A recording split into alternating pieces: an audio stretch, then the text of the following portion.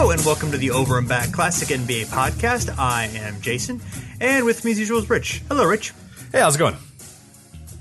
Doing well.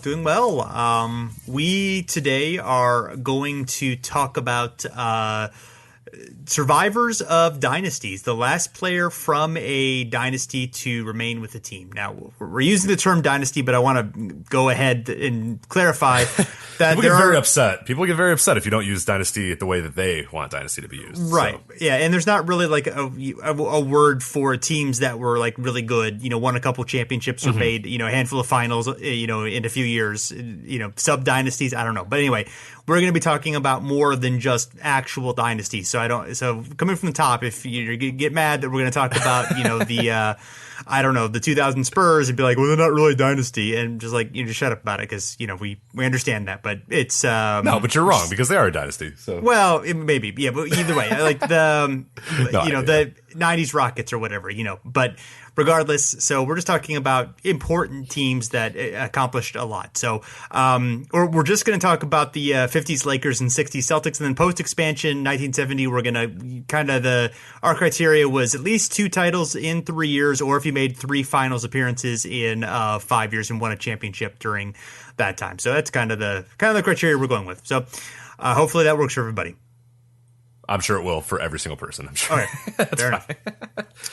All right, so we begin with the 1948 to 1954 Lakers. They won 6 championships in 7 years, a NBL title in 1948. Then they moved over to the BAA, won the championship there in 49. And then once the merger happened, they won 4 NBA titles in 5 years, including 3 in a row. So good on them. The last player from the first year of the dynasty kind of depends on what you mean, because George Mikan retired in after the 54 season, but he actually came back for 37 games in 1956.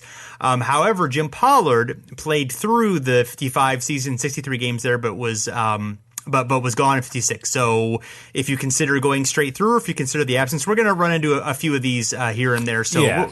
We'll let the listeners go with the a judgment call on that one. But that was our finding there. So if you want to count continuous or just a brief period, because there's going to be a few here where the guys either go away for a little while, some maybe get traded for 1 year, play a few games with another team, and then go back or whatever. So it's hard to quantify it exactly. If you want to do continuous, it'd be Jim Pollard. But if you want to get a little more fun with it, George Mikan counts, I'd say.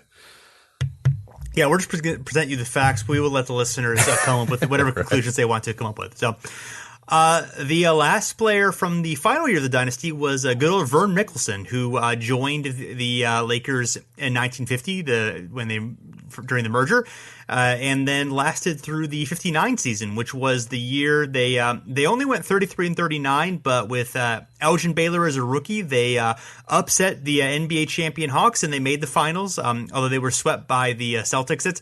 You can kind of consider that similar to the year that LeBron took the Cavs to the finals the first time in 07, and it was really impressive they got there, but then of course got swept by the Spurs once they got there. But that was kind of a precursor of the teams of the 60s.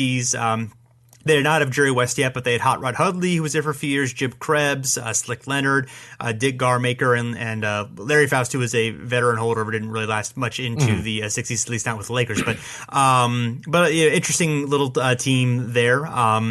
So do you have some fun facts about Vern Mickelson?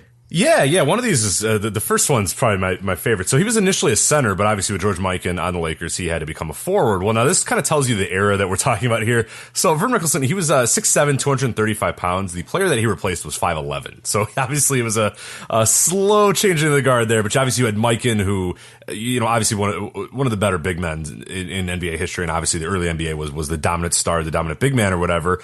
And then little by little, guys start to come in, and Vern's another case of that where he's 6'7", and he then comes into a situation where he's taking over for a guy, it's 5'11" or whatever. So we're starting to see a big difference there. And yeah, he kind of came to define the power forward position for a while there too as well.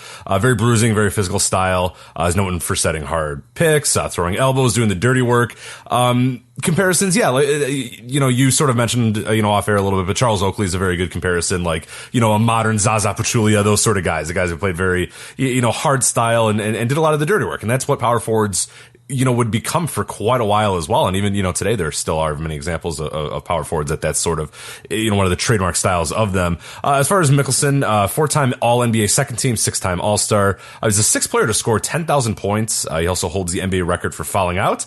He did it 127 times in only 699 games. He only missed 5 games in his entire career as well. Then a fun little story here from the New York Times in 2013. It was a year after Mickelson's playing career ended. The Lakers owner at that time, Bob Short, moved the team to Los Angeles, of course, from Minneapolis. As Mickelson told the New York Times long afterwards, Short asked him to be the first coach of the Los Angeles Lakers. Vern wanted a $50,000 salary. Short's counteroffer was $25,000 and 1/4 ownership of the team. But Mickelson turned that down. So he was never coach of the Lakers, but almost. Yeah, and more importantly, not owner of the Lakers. That would have obviously paid off quite a bit. He really wanted that $25K though. I mean, maybe he needed it. That's true. It would have been good. Yeah. So to be fair, sports team ownership, it would be quite a little while until that was actually something that was, gonna pay off in most respects. The Mickelson, one of the things, he was a center and really only could score from the inside, but as a forward, he kind of developed also a fairly decent outside shot, at least one that, kind of had to be respected, like a set shot. So he kind of was able to, and Pettit, obviously, Bob Pettit later, really perfected it of being able to kind of be the big, strong, bruising guy who could score outside. He was more of the superstar power forward. Mickelson was more, a really good player, a supporting player. I think he actually made the Hall of Fame, obviously because of the dynasty he was a part of, and was one of the, like I said, one of the 6 players to score 10,000 points. Probably better than Oakley overall, but kind of along those lines of you had Pollard, who was really athletic and a great scorer. You had Mikan on the inside. You had Slater Martin, who was a really good ball handler, and then Mickelson kind of did all the kind of the other stuff just to kind of make it work and defend really hard. And maybe Draymond Green's another solid example. Maybe not quite as much of the playmaking, but kind of was the guy who kind of made everything work for the other guys who were kind of more the stars. Right. So next we have of course, the 57 through 69 Celtics. We talked about them a few times. Yeah. They're okay. Good team. Yeah. 11 Decent. NBA. Yeah, not too bad. Yeah, not Dynasty, bad. Though, I don't know. Do you count them as a dynasty? I mean, there was that one year they didn't win the title, so That's true. Yeah, 11 titles and 12 finals appearances in 13 years, including 8 in a row from 59 to 66. The last player from the first year of that dynasty was Bill Russell, who lasted through the final year in 1969. Sam Jones was there in 58 and lasted through 69 as well, but Russell was the only one there for the entire time. Obviously, there were a lot of great players, of course, during that time, but was I think obviously the most important player he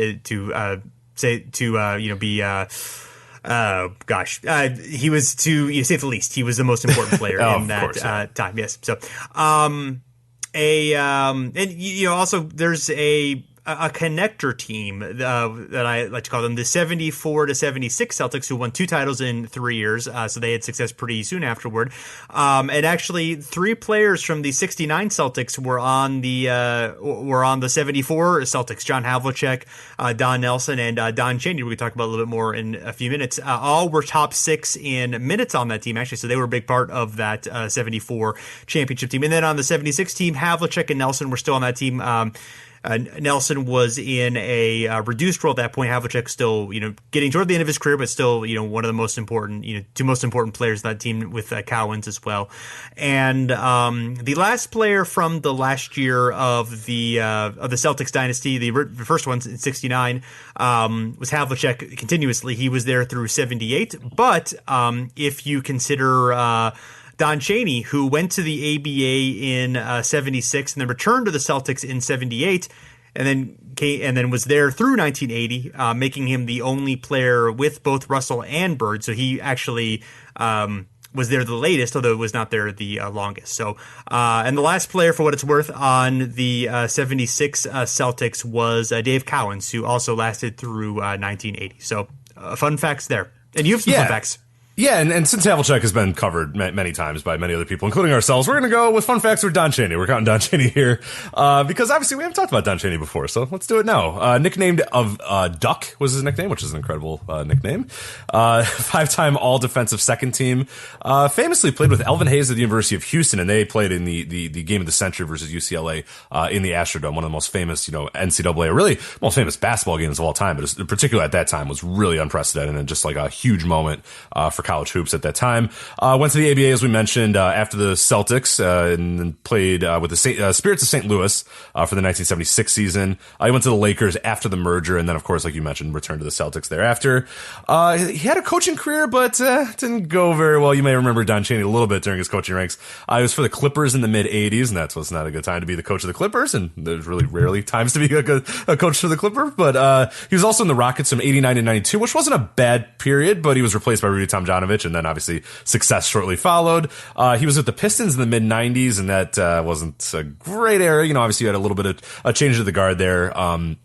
Lambier retired. There was a practice fight with Isaiah. Obviously you get a little bit of the Grant Hill era as well, but still being a, Pistons coach in the mid-90s wasn't really the greatest, especially after how well they played under Chuck Daly for so many years. And then he was also coaching the early 2000 Knicks, pre-Isaiah, which also was not a very great run. So that was it for Don Cheney's coaching career. So a lot of not great spots. I don't know necessarily that were all like kind of his fault, but there was many instances where he would come after the team had been good, or he, would leave and then the team would get, a little bit better. I mean, particularly the Rockets one, 89 and 92, was a period where the Rockets were good, but not great. And a period where, there was a lot of questions about Hakeem Olajuwon and whether the Rockets, were meant for this, or if Hakeem was good enough to lead a team to a championship. And then, obviously, Tomjanovich comes in, and then shortly thereafter, they're pretty great. So, not the greatest coaching career for Don Cheney, but hey, hung around for a little while.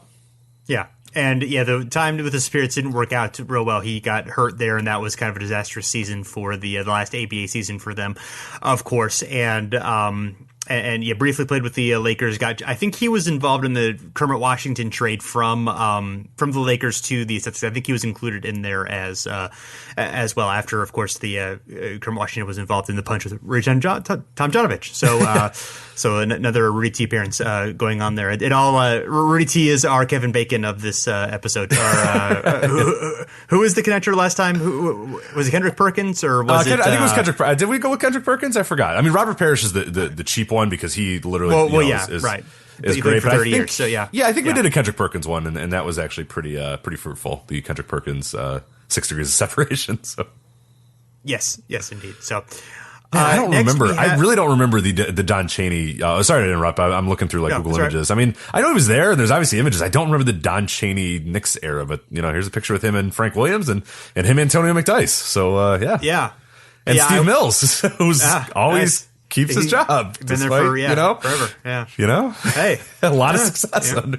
Yeah, Herb Williams probably was there. I know he was there forever too. So yeah, good times. Yeah. Oh God, I'm sure Knicks fans are enjoying that. Yeah. Not great. So next we have the 69 through 75 Pacers, who won 3 ABA titles in 4 years between 70 and 73. Also 5 finals appearances in 7 years. You can kind of argue when this dynasty ends. We'll get to that in a moment. But the last player from the first year of the dynasty, this gets a little complicated, but bear with me. So Mel Daniels, Freddie Lewis, and Roger Brown all lasted through the 74 season. Roger Brown actually returned to the team in 75 after having been traded away in a reduced role. Bob Nedelicki spent 73 and part of 74 in Dallas, San Antonio, then came back in 74 and played through 76. And then Freddie Lewis returned to the Pacers in 77 in the NBA for 32 games. So however you want to parse that out going forward. But one of those 3 guys, I guess you throw Nedelicki in there as well. But anyway, so that's what happened. The last player from the last year dynasty, a little complicated as well. So if you consider the end to be 73, which is when Daniels, Lewis, and Brown, really the important players were gone, then you've Darnell Hillman, who played for the Pacers through 77, or Don Busey, who played for the Pacers through 77, but also returned for the 81 and 82 seasons. If you consider it through the 75 team, which still had George McGinnis, kind of made a fluke run to the finals and added Billy Knight and Len Elmore. Then you have Elmore, who played for the Pacers through 79, and Billy Knight, who played for the Pacers through 77, but then returned again and then was there from 79 to 83. So the Pacers had a lot of getting rid of guys and then bringing them back. George McGinnis, that happened to as well, who I didn't really consider for this since he left before those guys. But yeah, so that is that's the answer. The answer is unclear, I guess, depending on your interpretation of the event. So. Yeah, it's kind of tough to nail that one down exactly, just because there were a lot of moving parts there. But yeah, and obviously you have the three, Daniels, Lewis, Brown are really, I think, the people that we probably would immediately put there. But it is interesting too when you add the guys like the Darnell Hillman and then Don Busey and those sort of guys. But yeah, to me, it's kind of tough. I don't know. And then like Lewis comes back after a few years.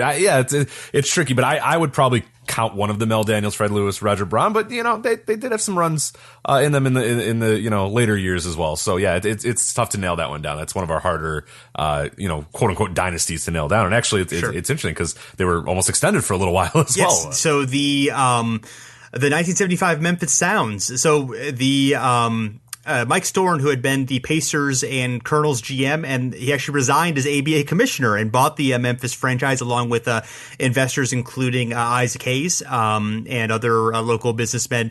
The idea was to have a good franchise for a possible NBA merger. Mike Storn actually was on the Handle podcast with our good friend Rainus Lattis talking about this. It's a really, really good episode on his whole time in the ABA. They had a whole makeover, new name, basically a whole new roster, including Daniels, Lewis, and Brown, and some other solid ABA veterans. And Daniels and Lewis actually were still effective players. Brown was clearly in decline, but it did not go well. Daniels suffered some injuries early on, including slipping in a bathtub and hurting his back, and he was much less effective when he did play. And then that forced the Sound to trade Lewis to the Spirits to get another center, Tom Owens. And Lewis ended up leading the Spirits to a huge playoff upset over the Nets that year. Brown traded soon afterward to the Stars, leaving only Daniels to remain in Memphis. Brown would later then go from the Stars to the Pacers, as we mentioned earlier. That season went really poorly, 25-57, although they did make the playoffs, lost that series. And it would only get worse as the team would move to Baltimore the next season, go through a couple name changes, and then folded even before the 76 season began. Yeah. So good times. Son. Yeah, I do love the 27-57 playoff team. That's always solid when you 30 games below 500 and you're still in the playoffs. So that's the good old days. But. So we didn't have any fun facts for a particular player, but we did have something interesting that we looked at. So with Daniels, Lewis, and Brown, these were three players on a championship team who reunited on another team. And we did some research and could only find 6 other instances in which that had happened. Yeah, so you got the 1971 Braves. They had Nate Bowman, Bill Hoskett, I believe it's, and then Don May, and they're from the 1970 Knicks there.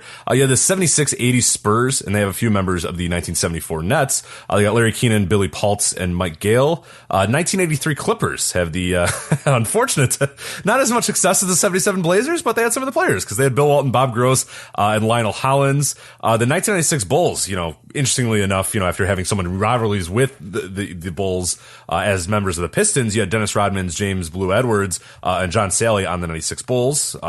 The record-breaking 96 Bulls, too.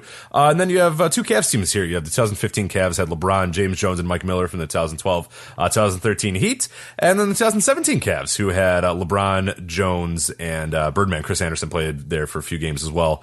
And they were all obviously from the 2012, 2013 Heat. So a lot of recent ones there with the Cavs, and then some other ones spread out. But I always love the former rivals of the Pistons coming to the Bulls. And it seemed kind of interesting. There seemed like a time when, half that bench was just like old Pistons players or whatever, but got a bit of a record-breaking season. Obviously, So it's funny. Yeah, I wonder if like Jordan just wanted them around to like embarrass them, just put them in their place, kind of thing. Yeah, exactly. Yeah, Michael. Wait, are you? Hold on a minute. Are you saying Michael Jordan might be petty in some way and like spiteful? Ultra competitive and spiteful? Are you? What are you trying to insinuate here, Jason? Like, it's possible. I don't want to.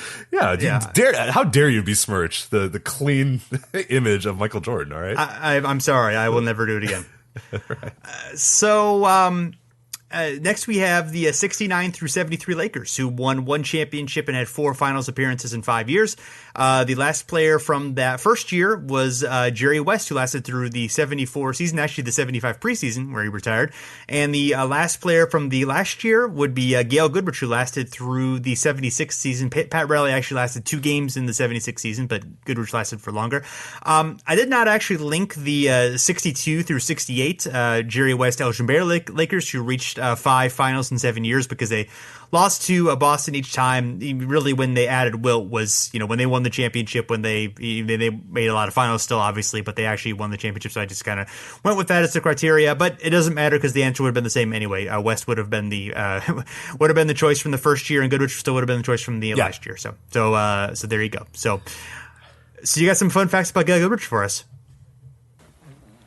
Oh yeah, Goodrich was picked by the Suns in the 1969 expansion draft, where he broke out, became an all-star. He averaged 23.8 points per game, 6.4 assists per game, and 5.4 rebounds per game. So that was after, obviously playing as a reserve for the Lakers, comes out into the expansion draft, goes to the Suns, and really explodes on the scene, which is pretty cool. Lakers say, okay, well, now we want you back. So he returns to the Lakers in 1971. He's leading scorer, actually, for the 1972 Lakers, who won 69 games, of course, won 33 in a row, and then eventually the NBA championship. So, pretty cool career arc as well, starting as a reserve and then becoming like one of the top tier players on a team that, historically one of the greatest teams ever, and for quite a while, until, the aforementioned Bulls, the highest win total for a team in a single season. He was a 5-time All-Star, 1-time All-NBA player. 1976, he went to the Jazz as a free agent to pair with Pete Maravich. It didn't go all that well because he suffered an Achilles injury, and did have a strong, 1978 season at age, 34. The Jazz at that point had Pete Maravich and Chuck Robinson, but the Jazz, it just wasn't great, for them. And the franchise at the time was kind of in flux as well. And one of the big issues as well, they were forced to send 3 first-round picks to the Lakers under compensation rules at the time. The last one, 1979, famously ended up being the number 1 overall pick. And if you know anything about draft history, you go, I think I know who that is. And that is Magic Johnson. So not a great trade for the Jazz. I mean, you got some short-term games, but having Magic Johnson probably would have been better than, having Gail Goodrich for a few years. But he was third. He's third all-time in NBA scorers among lefties as well, so still kind of in the upper echelon of lefty NBA players. But yeah, I love that career arc, though. I like a guy that can kind of start, anonymously and then work his way up. Like that to me is more fun than the guy, and I do love the guys that are just, really good from day one, or they're going to be good from day one. But there's something to be said for those guys too, kind of work, and then eventually, come to become big-time players. And yeah, him being, the top player on that 72 team is always pretty cool as well, or one of the top players, obviously, but the top scorer on that team is always really fun. Yeah, and it was a little bit like some of the Celtics guys, like Sam Jones, who was behind, Bill Sharman. Yeah, he was behind, right. He was behind like Archie Clark. He was behind, Walt Hazzard, guys like that. So I mean, there were some one good reason, why the league eventually expanded. There's a lot of talent going on. So he was a good permanent player, but he definitely, obviously, in that bigger role, was able to do more. So next we have the 1970-73 Knicks. They won 2 NBA titles and had 3 finals trips in 4 years. The last player of the first year of the Dynasty, this is another It Depends one. Bill Bradley and Walt Frazier both lasted through the 77 season. However, Phil Jackson, who missed the 1970 season with an injury but was still with the team, actually lasted through 70. I'm going to go ahead and give this one to Phil, I think, because, he was with the team. He was, he'd been on the roster previously. He was continuously there. So I would say I'd go with Phil, but that's another, if you don't want to give Phil credit for that one, I don't totally blame you either, especially if you're a Knicks fan. So, and then the last player from the from the last year of the Dynasty was Earl Monroe through 1980. So, this one's a little complicated, so I'm going to take this one. There's a fun story about Earl Monroe that I found. Obviously, we don't need to go through Earl Monroe's career. We've talked about him before. He's an interesting guy for sure. But anyway, but I found a story just kind of doing some random research is that he actually made a shot at the end of the game against the Blazers in March of '77. This was the Blazers championship year in the wrong basket. The Knicks were up by 10, and Johnny Davis hit a jumper to cut the lead to 8. Lionel Hollins stole the inbounds pass, converted to another score, 108-102. The Knicks then inbounded again to Earl Monroe, who shot the ball into his own basket as time expired, making the final score 108-104. So no harm, no foul, right? Yeah, right. Whatever. Yeah, sometimes you can shoot the wrong basket. It happens. Yeah, so a lead that was 8 with very little time left, went to 4. The spread on the game was 5.5 points. So that obviously changed a lot of people's money going on. Well, probably not like a lot of gambling going on in that, but either way, so it was just kind of an inexplicable thing, like what was he thinking, kind of stuff. So after the game, he was quoted as saying he just laughed and said, "I forgot which end of the court I was standing. Anyways, I also thought that the game was over." So now I cannot find a contemporary account to confirm this, but there are a couple of blogs that mentioned that the NBA had to investigate Monroe for point shaving and that he was cleared. So I can't say. I mean, the incident absolutely happened. Whether they actually literally did an investigation or whether that's like one of those like urban legend type things that became popular at the time and they just kind of became law. I cannot find. I searched for an article. If anybody happens to have a account of the time to let us know that that yes indeed happened. The investigation was a true thing. But otherwise, I hate to sort of spread rumors, but obviously I don't think we're disparaging, Earl here, either way. So interesting fun fact, nevertheless, whether the investigation itself happened or not. Yeah, I do have the Earl the Pearl book like within arm's length of me at this time. Like I might when we in a little bit go through and see if there's anything quickly about that. But I don't I haven't read that book all the way through yet, so I don't remember. I at least haven't gotten up to that point either. But it's a story that I've heard of, in terms of him scoring on the wrong basket. But yeah, I'd never heard for sure that they investigated him for point shaving or anything like that. But yeah, it did seem a little weird at the time though. But yeah, it's not like Yeah. I think a lot of times it might just be a coincidence where there's so many games and so many, examples because you can really, I mean, there are constantly examples of a guy, turning the ball over, or a guy, doing weird stuff at the end of the game where you could say, oh my God, I wonder if that was, it's just sometimes, with thousands of games happening, every single year for decades and decades, like there are going to be examples of just weird things that happen and that, sort of sway the betting or affect the betting in some way, shape or form. How many times do you see it where, especially in the football where you see like some weird thing where a guy just like kicks a field goal and it's like, ah, damn it. Like now everything's ruined, or, he misses a field goal to cover. There's always just weird instances of that sort of stuff. Yeah, it reminds me of the Simpsons episode where Lisa gets really into gambling with Homer, and then she writes an essay about like her most exciting moment is when somebody kicks a field goal to cover a right, spread. Exactly. So yes, so there's also a if anyone is, I don't want this to be confused, but there's also like an FBI informant account of accusations of some players who have never been named, as far as I know, of the 1982 Knicks possibly engaging in point shaving as well. This is a completely separate thing from the Earl Monroe thing. There at least was an FBI, we're looking into it in 82 that as a thing, whether that actually happened or not. That was at least a real investigation. That is different from this. So don't conflate those two things if you're going to give us an answer on Earl Monroe. So there we go.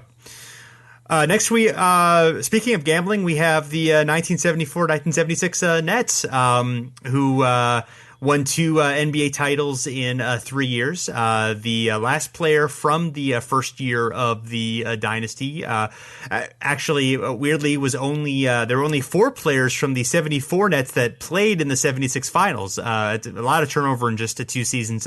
Julius Erving, Brian Taylor, John Williamson, and Bill Melchioni.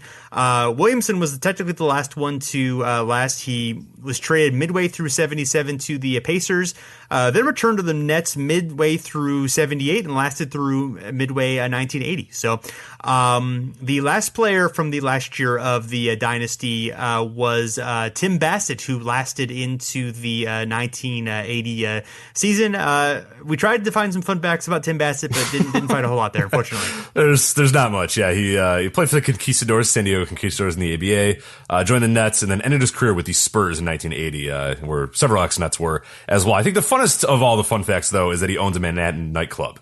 That's as far as of 2009. So I think, Jason, you and I road trip to numerous Manhattan nightclubs until we can find the one that Tim Bassett owns, and we could say hi, Tim Bassett. We do an NBA history podcast. Yeah, there's a New York Times. There's a New York Times profile on it, but I ran out of my free articles this month, so I did not read it. So I saved the link earlier and had it opened, and then I accidentally closed it, went on a different computer and reopened it, and then I couldn't get to it. So all right, well, if you have gone to Tim Bassett's nightclub, please let us know so we can plan a trip there. So. Or if you've read that article and happen to know more than we do, you're welcome to tweet us at OverandBackNBA and let us know what we missed on that article.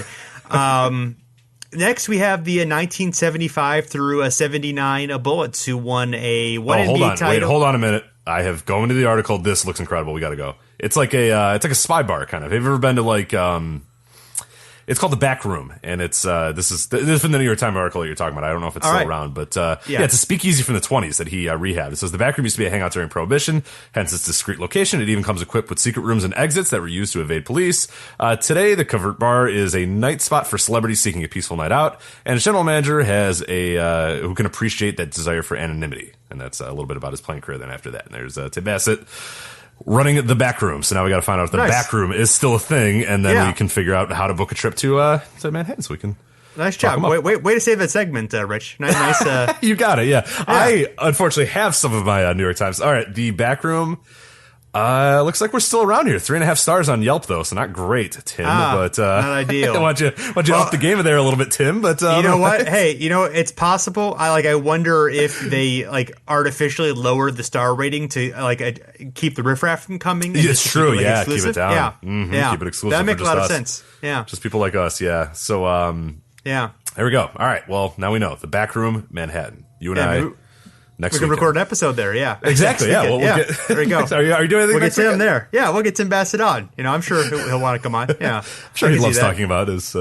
Considering the lead of that article was that he likes anonymity, I'm sure he'd really love a bunch of goobers going in there going, "Oh my God, he played for the Conquistador." It's like, cool. Nobody cares. We'll load him up with a lot of Conquistador questions. Yeah, I think it's going to be exciting. Ask him what Stu Johnson was like. Right. So, what does everybody want to know?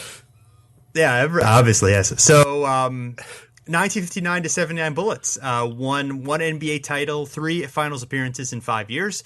The last player from the first year of the Dynasty, actually 2 players, Elvin Hayes and Wes Unseld, both lasted with the Bullets through the 81 season.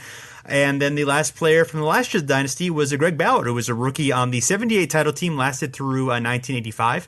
And a couple of fun facts about Greg Ballard. Yes, so 8 seasons in Washington. He averaged 13.2 points, and he missed only 13 games during that point as well. He was kind of the Iron Man or one of the early Iron Mans. He played 305 consecutive games as well, so pretty cool there. I moved on after his playing career to be an assistant coach and scout with the Atlanta Hawks. That was from 2004 to 2013, and then he was a scout for the Wizards for 2 years before he unfortunately died of prostate cancer in 2016. And I do remember that when he died, obviously not great that he died, but it was pretty cool to see. Like I remember when that moment when he died, there was a lot of people that were talking about how big he was and how big of a deal he was, in the front offices of both Atlanta and Washington. It was kind of cool to see the outpouring of support. There were players that he scouted or worked with or whatever that kind of came out of the woodwork and talked about how important he was to their life. So that was kind of cool of a player that really wasn't on the national. People don't really know Greg Ballard. He's not a household name or whatever, but unfortunately, it took his death. But then a lot of people sort of came out and were like, oh, this is what he did for me, and it was really cool. And then you really got an idea of just how important he was in NBA front offices for a lot of years. And we were talking about 2004 until obviously 2016 when he passed away. Yeah, and he. I remember a lot of people talking about just how nice he was, how good of a scout he was, how low key he was. Like he was not, even though he did play in the league, he wasn't, all about making a big deal about it or being cocky about it or whatever. So pretty cool. And the 1977 through 1983 Sixers, they won one title and had 4 finals appearances in 7 years, including 3 finals appearances in 4 years from 80 to 83, which might be this is another one where maybe you could start it in 80 instead of starting in 77, but we just went with that. And the last player from the first year of the dynasty was Julius Erving, who lasted through 87. In fact, was the only player from the 77 team who was also on the 83 championship team. And then the last player from the last year of Dynasty was Maurice Cheeks, who lasted through 1989. Roby Free, who was traded in 1978, actually came back to the 87 Sixers. He played 20 games, averaging 5.8 points per game on 31% field goal percentage. Obviously not great. And he, of course, played with Irving in his final year, and Charles Barkley, who was actually the draft pick that Philly acquired when they traded Free to the Clippers in 1978. So that draft pick conveyed in 84. So they got to be teammates afterward. And then it was the second to last year he actually finished his career with the Rockets in 1988. So I always enjoy getting some Roby Free trivia whenever we can on absolutely.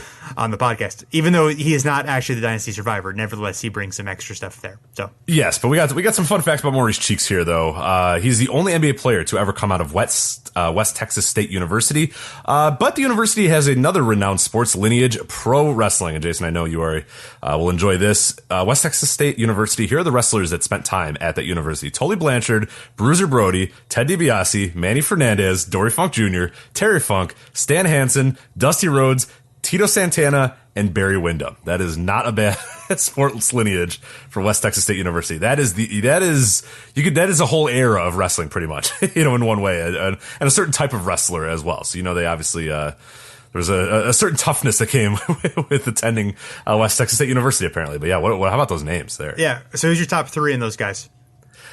Man, so it's obviously Terry Funk. I really like Stan Hansen too. Man, I'm gonna get in trouble because I like Ted DiBiase a lot, but man, the third is tough there. Like Funk and Hansen are the easy ones, but man, Dusty's great, Tito's great, Tully's great, Bruiser Brody's great, DiBiase's great. Shit. They're all. I mean, all of them are really good. None of those guys are not really good. At least, I'd probably go with. I loved Tito when I was a kid, so I have to. I mean, Terry's obviously is first. Tito, and then probably Dusty because it's just the entertainment factor. Even though he's low on the list of the best wrestlers there, but in terms of just how much entertainment he gave me for his career, I'm going to go with Dusty. Even though he was not great shakes in the ring. At least when I watched him as a kid. Right, absolutely. This is entertaining. We should do a wrestling podcast sometime, or you should at least. I don't know. Just about classic wrestling, maybe you a little bit about the history of wrestling. I mean, I don't know. If you want to add a new perspective, if you want to add a new perspective to old wrestling, if you wanted, I mean, just a thought. I mean, if you have some free time, I'll think about that. Yeah. Cheeks, he was a 4-time NBA All-Star, 3 times in the NBA Finals with Philadelphia, of course, 1980, 1982, and then 1983 when they won a title. At the time of his retirement in the league, Cheeks was the NBA's all-time leader in steals and ranked 5th all-time in assists. At this point, he's 5th all-time in steals and ranks 11th all-time in assists. So he's still up there for both of those as well. Obviously not first anymore in terms of steals and not in the top 5 anymore for assists, but still pretty solid in both. After retirement, Cheeks spent a 1-year coaching in the Continental Basketball Association, which I would love to do if we could ever actually get enough information to put together a little mini series about the Continental. I mean, there's a lot of really fun stuff about the CBA, but so he spent 1 year coaching in the CBA, and then I became the 76ers assistant coach in 1994. In 2001, he was officially hired as the head coach of the Portland Trailblazers. That didn't go very well. Then he spent time as a head coach in Philly. That also didn't go great. Then he also was a head coach in Detroit. That did not go well. But he was an assistant in Oklahoma City as well for periods through most of the Kevin Durant, Russell Westbrook era, and that went much better than the other stops on his tours. So yeah. I have no memory of him being the coach of Detroit. I know that it happened, but I can't remember. Was he that first Ben Gordon, Charlie Villanueva year, or was that somebody else? I don't. You know what? I know that he was there, but I don't remember who he coached. That was after they had John Kester, who they openly rebelled against, and they had Cheeks was there. They had Michael Curry. The Michael Curry era. Yeah, I always forget about that era. Yeah, I think Michael Curry was the one right after Flip Saunders, and then it was Kester, and then I think Maurice Cheeks was Lawrence Frank coach there, or am I making that up? No, he was 2012, 2013, Lawrence Frank. There you go. Yeah. So when was he spent there a few years there. So yeah, you're right. Okay, so it was. Let's play a little game here of Detroit Pistons coaching. So flip, as you mentioned. So 2007, 2008. And it was then Michael Curry. Right? Yeah. Yep. Everything goes real bad. Then and then doesn't get much better here. Then John Keister, like you said. Yeah. Him again. Then Lawrence Frank. Okay. Then Lawrence Frank. Okay. Then Maurice Cheeks for only half the season. So he was 21 and 29, and then they got rid of him. And then John Lawyer, somebody named John Lawyer, John Lyer. I don't know who the hell that is. That doesn't seem like a real person. So apparently he was a person, and he was 8 and 24 as Pistons coach in 2013, 2014. And then you had Stan Van Years. So there you go. And pretty soon we'll be able to add another name to that list. Maybe, yeah. Depending how the season goes. But the East is, if there's ever a year for the Pistons to, yeah, I mean, or Stan Van to shave his job, I'd be like, we're the 7th seed. I mean, look, like. Right. I mean, whatever problems they have, like, they probably aren't Stan Van Gundy as a coach. I mean, yeah, the GM maybe, but coach, like, I would not totally blame him for, who are they going to get? I bet it's a better coach than Stan Van Gundy, really, But Maurice Cheeks available. There you go. Try that again. Yeah, try again. Why not? Yeah. I'm sure Alvin Gentry will be available in a little bit. You can go do the Alvin Gentry thing again. That's always everybody always likes to do the Alvin Gentry thing. Has the second time? Has bringing back a coach for the second time in a franchise ever been a good idea? Like, has that ever done even been okay? Or can you think of an instance of that? I know we're getting off the rails here, but whatever. No, I know. Yeah, I'm trying to think. I remember when Orlando brought Brian Hill back a few years, like many years after. Right. And I was like, no, what are you doing? Like, no. Yeah, he's really old now. Nobody wants to listen to Brian Hill anymore. Brought back Dick Motta, yeah, because it's usually guy that had success before gets brought back, and then they're like, hey, we've been bad, but this guy, and I don't think it ever really, because you've been bad, so hiring old guy doesn't really. But I'm trying to think other than because Pat Riley always just goes to different places because he burns every bridge. Right. It's like Mike Brown and Cleveland. Maybe the Pat Riley coming back to win the title for the Heat, after he fired Stan Van. So there's our full circle Stan Van right there. You got that. All right. I guess that would be. That doesn't really count, though. That was a special circumstance, but that's true. That would be the example of it working out, obviously. Right. All right. Fair enough. 1981 through 87 Celtics. 3 NBA titles, 5 finals appearances in 7 years, including 4 finals appearances in a row. The first time that the last time anyone did that before the Heat did so. And of course, the Cavs and the Warriors have a chance to do so this year. The last player from the first year of that dynasty was Parish, who lasted through 1994. Bird retired in the 1992 season. Kevin McHale retired after 93. And something interesting that I'll let you once we do our fun. We didn't really do a lot of fun facts about our Parish, so we should. I'll let you go into it, because honestly, he was the last player from both the first year and the last year of the Celtics dynasty, which is pretty amazing that given the age that he was. And Rich, how old was he? When? Now or when? How old was he at the time? Yes. Well, the facts I threw there. Yeah. Well, yeah. Or you want to guess? How old he was in 1994? 1994. Okay. Try to play this Robert Parish game. He was in his 40s at that point, right? I think 41. I'm gonna go with 41. Not quite. He was only. I think he was 40. So yeah. Or 39. Or 40. Okay. It's not bad. Yeah. So.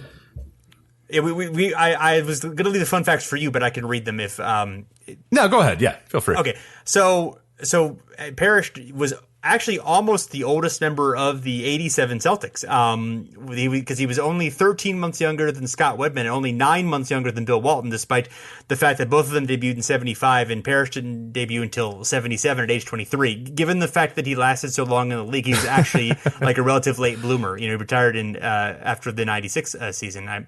And he played games against both Nate Thurmond and Kobe Bryant in his career. So, that's long time. The greatest too. Yes. And the other thing I love about him too is as a guy that obviously when he was in his prime, he was a perennial all-star. Through the early '80s. But then he's got these weird periods where in the early '90s he was also once again an all-star, and it's like he's 36, 37. Like you would assume at that point that he would kind of fall off a little bit or not be. But I mean, it was kind of funny. Like he didn't really ever. It wasn't really until he was 40 that he fell completely off a cliff. I mean, he was a competent player until the mid 90s, pretty much until he left Boston. And even in that last year at Boston, he was still okay. Then obviously the Charlotte and Bulls runs, he was just kind of there along for the ride for most of those. But yeah, it's really fascinating too that a big man, you would assume that he's a guy like, because now we see modern big men and they might hang around a little while. Like a guy like Kendrick Perkins, we mentioned earlier, he hasn't been like a competent player in 4 or 5 years or whatever, but he'll always get a run because he's 7 foot or whatever, and there's constant guys like that. Eric Dampier got like 4 or 5 years more than he probably should have. Robert Parish was like a solid player until he was like 38 years old, which is nuts for a big man. Like it's unfathomable, especially in that era too. I mean, to have that much longevity, especially being that big and playing that athletic as well and doing the things that Robert Parish did. It's amazing. His career is unbelievable. Yeah, really, really impressive player. So lots of fun too. We'll have to dig more into his career. I feel like there's some interesting stuff. He's not quite as glamorized as much, obviously, as Bird and McHale do to agree. So anyway, he'd be. Of course, he's had such a long career. That's a lot to dive into. But but like playing with like Rick Barry and Alonzo Mourning, like, you know what I mean? Like it's just like what? Absolutely, like it's just ridiculous. Like the people that he spans is just nuts. Especially that last year, because I mean, he comes in a completely different era. I mean, what he comes into the NBA and like it's arguably one of its real big down periods in the mid 70s, and he leaves in like the epicenter of the league, but he's going through like all these ebbs and flows. It's just nuts how long he played and for how many and how different the league was when he came in and then when he left. I'd love to do a little bit more on Robert Parrish and just Robert Parrish generation, who he played with too. Absolutely. It's nuts. There you go. We'll figure that one out. Anyway, next, the 1980 through 1991 Lakers, 5 titles in 9 years, 9 finals appearances in 12 years. The last player from the first year of the dynasty was Magic Johnson, who lasted through 91. Michael Cooper retired after 1990, and Kareem retired after 1989. Another guy, of course, who played for an absolutely tremendously long time. The last player from the last year of Dynasty was Elgin Baylor, who was a rookie in 91, actually lasted through mid-19... Eldon Campbell, I believe. Oh. Well, I don't think Elgin made a brief run in the early 90s that you may have forgotten about. At age 60, GM for the Clippers and also playing for the Lakers. Yeah, so, right. Sorry, thank you. Eldon Campbell. I do like that idea of like the horrible conflict of interest of being the GM of one team and then playing for another. That'd be good. Yeah, well, he's in LA. You could work out. You'd be fine. Given his moves with the Clippers, it makes sense that he was working for somebody else. So that's a fair point. Boom. Lasted through mid-99 when he was traded to the Hornets. He actually had the most games, most minutes played, and third most points of any Laker in the 1990s. If you're talking about the classic Lakers, James Worthy lasted through the 1994 season, and Magic returned briefly for the 1996 season. So some fun facts about Eldon Campbell that you found. Yeah, so Eldon actually had a pretty. I mean, it was interesting. I was watching one of the Hardware Classics a few months ago, and like Eldon Campbell, in the '91 Lakers, like it seems so odd because he especially, he played for quite a few years after that as well. It just seems so weird to see this like baby-faced Eldon Campbell on the, on that Lakers team. Vlade Divac is there as well, so it's pretty interesting as well. But some fun facts about Eldon Campbell. Top 20 all time for Lakers rebounds. He's 17th right now, but he's nearly 1,000 points behind his next closest, which is George Mikan. So it's kind of interesting there. The difference and just how many great big men the Lakers have had through history. He's 13th all time in Lakers games played as well, which I thought was really interesting because I don't necessarily, I know that if I said Eldon Campbell, and I know you often think about this of like what team is synonymous with Eldon Campbell. Like I don't know that I don't it'd probably be the Lakers, but I don't know that that's like my initial thing. Like I don't know if I have a team that I would necessarily put Eldon Campbell with, but that he's 13th all time in Lakers games played is pretty nuts. League leading 300 personal fouls in 1996 is the 13th most personal fouls in a single Lakers season as well. Jim Jones is the all-time leader. He's got 324, and that's in 1981. That was the franchise high. This is kind of an interesting thought that I had kind of looking through this. Are the Lakers a historically low fouling team? So Jones' mark, which that 324 in 1981, that's the Lakers' top mark, as I mentioned, is only 99th all-time in single-season foul totals. So the top 100, this is kind of interesting. I try to look at, what franchises. So in that top 100, you have 1 Lakers, as mentioned, Jim Jones. You have 6 Hawks, 7 Rockets, 9 Knicks, and 7 Sixers seasons. Now, obviously, there's a lot of repeat players in there, but I just thought I found it a little bit interesting given how much of a legacy franchise the Lakers were, that they really don't show up in the fouls at all, and that guys like a Kareem or even Wilt during his era, there weren't those guys weren't in there, even a Shaquille O'Neal or even those sort of guys don't pop up on this list. But yeah, Jim Jones is up there, and that's really it. And then otherwise you got tons of other guys that are on the list and tons of other franchises represented, but not the Lakers that much.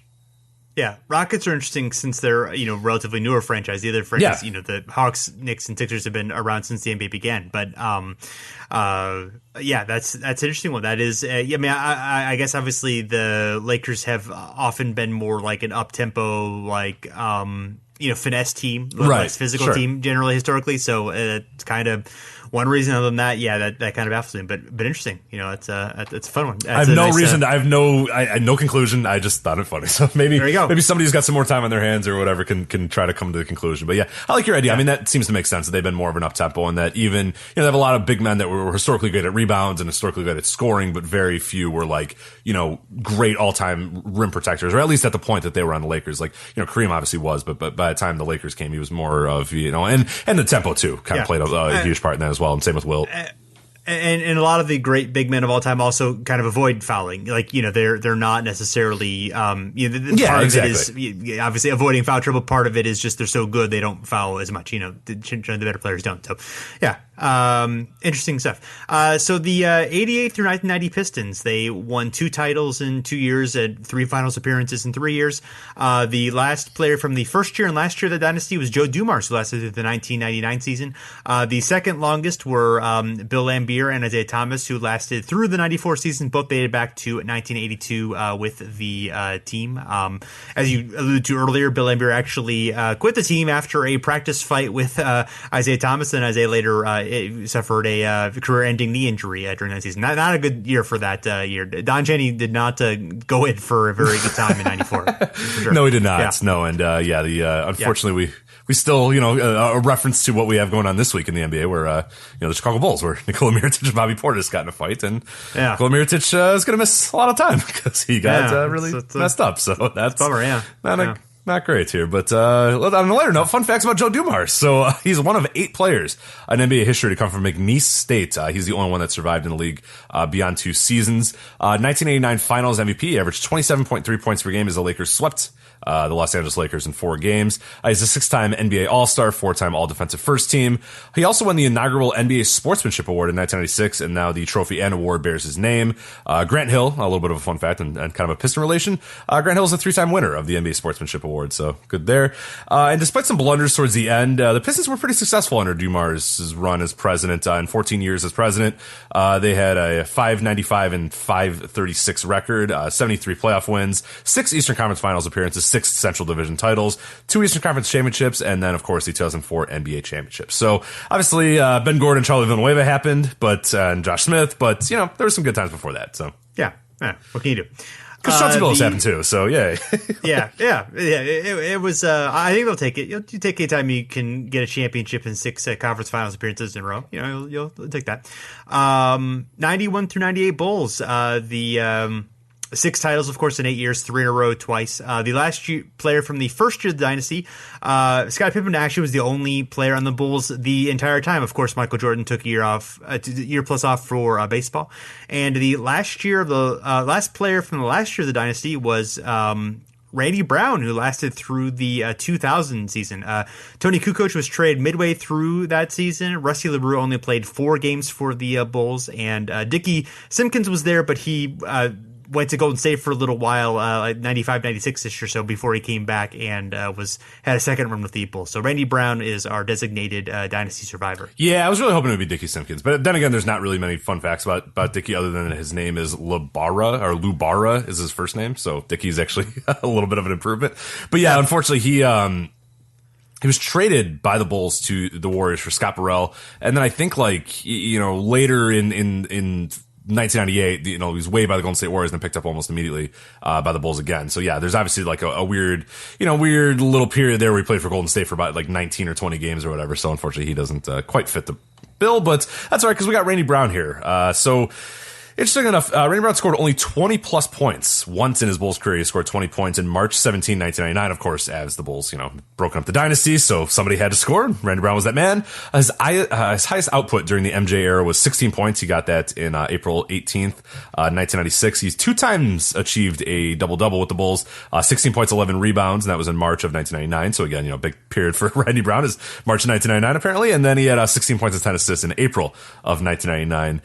This I found pretty fascinating as well that really speaks to that era of Bulls basketball as well. So Randy Brown, Will Perdue, and Dickie Simpkins, as the aforementioned Dickie Simpkins, are the only three Bulls players with 300-plus games played with the franchise and less than 5 points per game scored. So Randy Brown, Will Perdue, and Dickie Simpkins, obviously all of them played a large majority of their career with, Michael Jordan, Scottie Pippen, and all had success and all have a lot of rings, but did not score a lot of points. Definitely the consummate role players there. 2009, Randy Brown began an online auction in order to sell his 3 NBA championship rings. He had filed for Chapter 7 bankruptcy. Jerry Reinsdorf, pretty much immediately after, hired him as the Bulls director of player development. The next year, he was named special assistant to the general manager, and then in 2013, he was promoted to assistant general manager. So that was Jerry Reinsdorf, finding out that one of his ex-players was in some rough shape and hired him and gave him a job, and Randy Brown is still with the Bulls to this day as well. Yes. So he apparently was involved in helping to break up the Parish. Yes, he got in the middle. Yes, right. A bit too late. Yeah. Unfortunately, didn't really helpful there. But well, he's short, so Bobby Portis punched him and went right over Randy Brown. He's like, "Damn, I am not tall enough." Fair point. Yeah, that's unfortunate. No. Yeah. So good times. Anyway.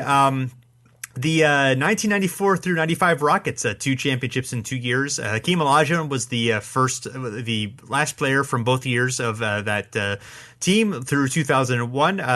If you're going to do a tie for number 2, it'd be Mario Elie, Clyde Drexler, and Charles Jones, who was in a very small role in his late 30s on those teams. All finished with the team in 1998. And Matt Bullard actually played on the 98 team, went to Greece in 1995, played for the Hawks in 96, and then was back with the Rockets again from 97 through 2001. So obviously doesn't officially count, but a nice little fun road trip with Matt Bullard on his various stops in his career. So and the more recent, the rest of these teams are more recent, so we're going to not dig into, since I think most of our listeners are going to know the players who we're going to talk about. But we will. Right, you don't need Tony Parker fun facts. I'll just, you know what I mean. Like maybe in 10 years when we do this podcast, we will, but you probably don't need them right now. Exactly. So the 99 through 2007 Spurs, they won 4 titles in 8 years, including 3 and 5 years from 03 to 07. And the last player from the first year of that dynasty was, of course, Tim Duncan through 2016. The last players from the last year of the dynasty are Tony Parker and Manu Ginobili, who are there through 2018 at least. You could also, of course, sort of connect the 2013 and 2014 Spurs that went to 2 finals and won a championship. Duncan, Parker, and Ginobili and Matt Barner remained from the 2007 champs on those teams. And the only players who are left from the 2014 Spurs currently on the team besides Parker and Ginobili are Kawhi Leonard, Danny Green, and Patty Mills. So they've had a lot of turnover since then, and only 4 seasons. Yeah. Yeah, it's interesting. I mean, we sort of laugh at the Spurs for their lack of turnover, but yeah, it's really like the back end of the roster, other than, those big top tier guys, a lot of them have really been, a huge turnover, monumental turnover in terms of the other, 6 guys or the other guys on the bench and on the floor or whatever. But yeah, obviously you have the stabilizers of Parker, Ginobili, and Kawhi, and of course Danny Green and Patty Mills as well. But yeah, Parker and Ginobili are the never ending links to Spurs dynasties. So it's pretty good. Yeah, the 2000 through 04 Lakers won 3 titles in 3 years, had 4 finals appearances in 5 years. Kobe Bryant was the last player from both the first and last year of that dynasty through the 2016 season. However, also notable, Luke Walton, who was a rookie in 2004, lasted through the early 2012 season when he went to Cleveland and then later became a coach, of course, for the Lakers, of course. The connector team, the 2008-2010 Lakers, who won 2 titles and had 3 finals appearances in 3 years. Kobe Bryant, Luke Walton, and Derek Fisher were the only members from the first era to be on that team. And Kobe was the last continuous player, although Meta World Peace did return in 2016 after a 2-year absence and played in 2017 after Kobe retired. So Meta was the last guy, but I think Kobe was of course, the actual answer here. Mm-hmm. Yeah. And then the 2011 to 2014 Heat won 2 championships in 2 years and had 4 finals appearances.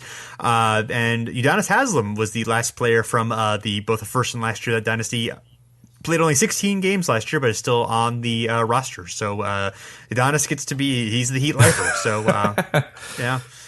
And then obviously with the Cavs and the Warriors from 2015 to 2017, obviously way too soon to tell. Any predictions who might be the dynasty survivors for those teams? Yeah, I feel like, man, like a Steph Curry, I feel like that's going to be a guy who's just probably a Warrior for life at a point. But, I mean, like it's hard to say. Exactly. I'm trying to think of like a bench, like a random role player that just can survive for forever and that you don't even notice. Like Kevon Looney is just going to be there until for another 10 years or whatever. Yeah, I don't know. That's interesting. As far as the Cavs, I mean, geez, that team is really old right now. So I can't imagine that any of those guys, are there for another decade or so or really keep going for a while. Oh man. I think who do you for the Cavs? Yeah, Tristan Thompson for the Cavs is mine prediction. Oh, for the Warriors, yeah, okay, that makes sense. Yeah. For the Warriors, that one's a little tougher. I guess I'll say Clay. I don't know. I mean, you never know. Steph might go to the Hornets for like a year to finish in Charlotte or whatever, or just do something weird. And Durant's obviously been there later. So yeah, I mean, I would imagine all those guys probably end up staying around the same amount of time, and obviously they're probably going to be there. They've got probably a good 5-year run in them, at least, being in their late 20s, and depends on the age, of course, but it depends on whether they can keep all that together with all the money that they have to spend. But I think I don't know. That's a random guess. I don't really have a good answer for. Yeah, no, it's hard to say. I like your Tristan guess is pretty good as well, and it might be by default because I think he's like the only like Derrick Rose is probably not hanging around for another 8 years as a Cav, so that's what I mean, like that. Yeah, and obviously he doesn't have a link to the beginning, but yeah, hopefully, dear God, hopefully not. But that's Dwayne Wade. I don't think either. Yeah, no, it'll be interesting there. Yeah, the Warriors is a fun one. That's who's going to be the first to leave of those guys? Do they all leave all at once, like you're saying? Is there just a very obvious point when it all just goes to hell and everybody just leaves or whatever? Yeah, it'll be fascinating to see because right now they're just so on top of the world that you're like, oh, everyone's gonna be there forever, like keep the same team forever. But yeah, it'll be fun to see who kind of leaves, who kind of goes, who kind of moves and whatnot. So yeah, that's fascinating. Yeah. All right. Well, thanks everyone for checking us out. You can, of course, find us at the Step Back at fansided.com. And we are on iTunes and Stitcher and now Google Play. We should be on Google Play when you listen to this. If not, we will be on there extremely soon. If you are able to leave ratings and reviews on Google Play, I'm not familiar with Google Play, but if you can do that, that would be great because that'll help spread the word. Any platform in which we are on, Stitcher would be wonderful as well. iTunes, of course, a lot of people have left reviews. There, the other platforms, not so much. So yeah, if you want to do that, that would be really cool. If you want to follow us on Twitter and Facebook at Over and Back NBA, and go to the Step Back. Lots of good content there besides our stuff. Of course, lots of good articles on as the season is going along. Lots of good podcasts, Fast Break Breakfast, and the replay, and Nothing But Now, and all good stuff. So so thanks for listening, and we're back again soon.